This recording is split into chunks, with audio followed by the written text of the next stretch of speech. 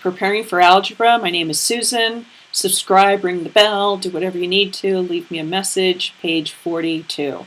So we're going negative and positive numbers. Everything from the left of the zero sign is a negative number. Everything to the right of it is a positive number. You can see point 8 on this example is a negative 6.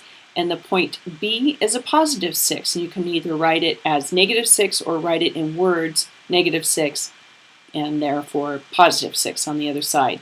So I'd like you to do the same thing for the problems, A, B, C, D, E, and F, and write the number and the words. Continuation of negative and positive numbers. And we're looking today, or at this moment, at beakers that have positive and negative charges. So in the example, 4 positive charges and 2 negative charges equals, in combination, 2 positive charges. The total positive charge in this first example is 2. The next one, you've got positive and negative, positive and negative, positive and negative, giving you a charge of 0. I'd like you to think about the charges in the next 3 and answer the question, how do you think totaling up charges relates to adding positive and negative numbers? 44, we're continuation of positive and negative signs. Just remember that one negative cancels out a positive and one positive cancels out a negative, just like when we were doing charges. And that the positive sign in front of a whole number or a number is not necessarily always there. I'm just showing this to remind you that a number without a negative sign is in fact positive. Go ahead and do page 44 and we'll meet you at page 45.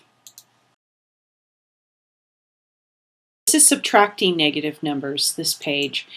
And the example, 5 minus a minus 2 equals 5 plus 2 equals 7. So when you subtract a negative number, it is just like adding. So go ahead and solve the next 4 problems and think about the question and write out a few problems for yourself. This is also really good study practice.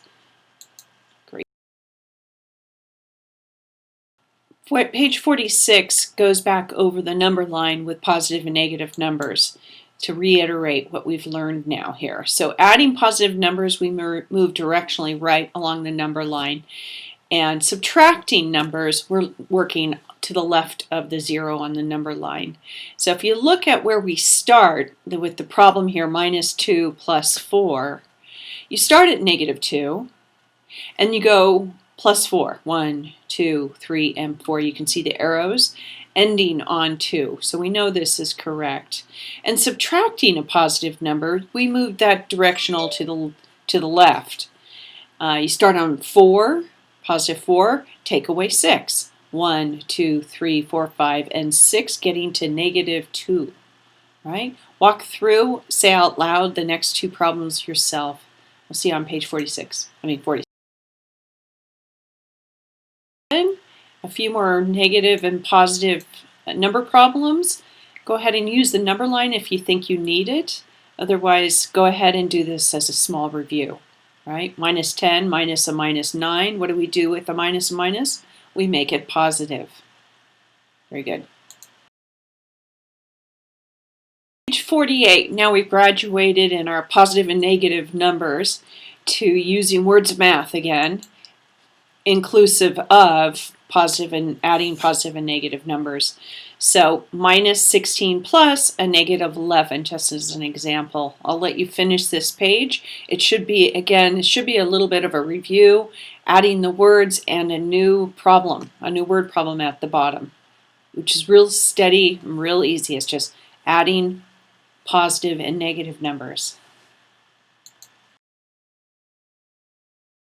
We're getting down to the end of chapter 1. Yay. So comparing positive and negative numbers, greater than, equal, less than. Go ahead and fill these out. So the first one, minus 3 plus a minus 2, gives you a minus 5. Is that greater than, equal, or less than minus 6? Right? Think about the number line. Think about where the 0 is. The -1 is bigger than a -6, just to give you a clue. Okay, good luck. Answers in the back of the book. Page 50 is the rules for multiplying positive and multiplying negative numbers. And it's a very simple rule. The very bottom of the page has it written out very simply in multiplication rules. If the two numbers are positive or two numbers are negative, the answer will be positive, right? In multiplication rules, if the numbers are positive and negative, then the answer will be negative, or the product will be negative. In division, if they're positive, positive, or negative, negative, it's going to be a positive product or a positive answer. If it's positive, negative, negative, positive, the answer product will be negative, okay? Another interesting way of putting this is, I didn't write this in, but if a good thing happens to a good guy, that's a good thing, right? If a bad thing happens to a good guy, that's not a good thing. That would be negative. So you think about it in those terms. Okay. 51, we're almost done. Last page in chapter 1. Great, this is just dividing positive and negative numbers. And a real other simple example of how to describe these.